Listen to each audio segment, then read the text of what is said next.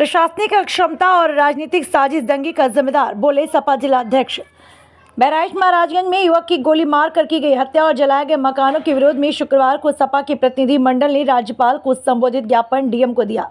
जिलाध्यक्ष ने कहा, प्रशासनिक अक्षमता और राजनीतिक साजिश के तहत दंगा करवाया गया। उन्होंने यह भी कहा कि पुलिस ने अपने बचाव में सिर्फ दिखावे का एनकाउंटर किया।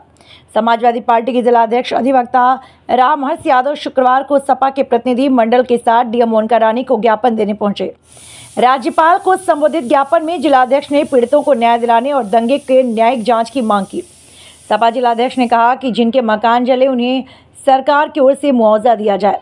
इसके साथ ही जिलाध्यक्ष ने मृतक राम गोपाल मिश्रा के परिवार को 50 लाख रुपए की आर्थिक सहायता दी।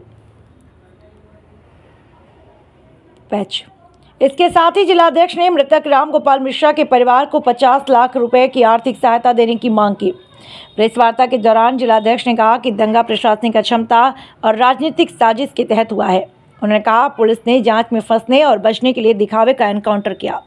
यह एनकाउंटर पूरी तरह से फर्जी है। सपा जिलाध्यक्ष ने कहा कि महाराजगंज में पीएससी जवानों की मौजूदगी में दुर्गा प्रतिमा विसर्जन जुलूस निकाला जाता था, लेकिन होमगार्ड और कुछ सिपाहियों की जिम्मे होने से बवाल हुआ। इस दौरान कैसरगंज विधायक अनिल कुमार यादव, पूर्व विधायक गोंडा समेत अन्य लोग मौजूद रहे। पढ़ी भी उनके परिवार के और उनके शुभचिंतकों ने, नातेदारी रिश्तेदारों ने किया था।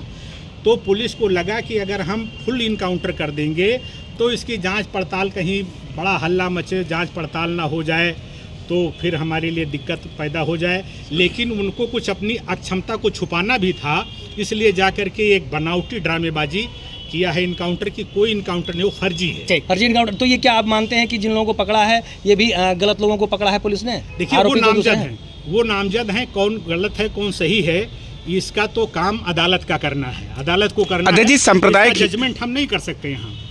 सांप्रदायिक हिंसा ने जो है योगी जी के ऊपर भरोसा जताया है और कहा कि जो कार्रवाई हो रही है वो सही हो रही है, हमें उस पर कुछ नहीं कहना है, मांग की है केवल। तो अब उसका भाई बच गया तो क्या कहा, इतना भी न कहे। अध्यक्ष जी, सांप्रदायिक हिंसा का जिम्मेदार किसे मानते हैं? प्रशासनिक अक्षमता और कुछ राजनीतिक साजिश। यार उसकी बहन कर रही है। पहले जनपद में जो सांप्रदायिक हिंसा हुई और जिससे पूरा जिला हिंसा और मारपीट आगजनी की चपेट में आ गया, बड़ा दुखद रहा। और उसी संबंध में जिलाधिकारी महोदय को ये ज्ञापन देने आए कि जिन लोगों का नुकसान हुआ है, घर जले हैं, मकान जले हैं, उनको आर्थिक क्षति दिलाई जाए और उस पीड़ित परिवार को, जिसको 10 लाख रुपए दे करके संतुष्ट करने की कोशिश की गई है, उसको कम से कम 50 लाख रुपया समाजवादी पार्टी मांग करती है कि शासन द्वारा दिया जाए। नहीं, बार बार अखिलेश यादव एक बात कह रहे हैं, लॉ एंड ऑर्डर वहाँ पर बिगड़ा। बहराइच में जिस तरीके की स्थितियाँ थी, आप लोग बहराइच में रहते हैं, क्या लगा आपको कि किस लेवल पर चूक रह गई?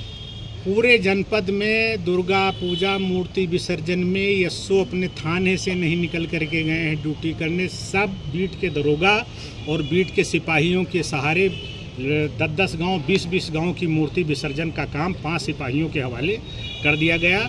इसके पहले होमगार्ड, पीआरडी और पीएससी के जवान बुलाए जाते थे।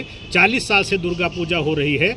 बड़ी मात्रा में समाजवादी पार्टी की सरकार में भी उसी महाराजगंज के कस्बे से निकल करके ताजिया और उसका जुलूस 12 रबीउल अव्वल का और इसका दुर्गा पूजा का गया है, लेकिन कभी दंगा नहीं होने दिया गया, क्योंकि पुलिस प्रशासन पूरी तरीके से मुस्तैदी से खड़ा रहता था। तो पुलिस ने तो कार्रवाई करी है ना सर, वहाँ पे एसएचओ और सीओ और चौकी इंचार्ज हटाए गए हैं।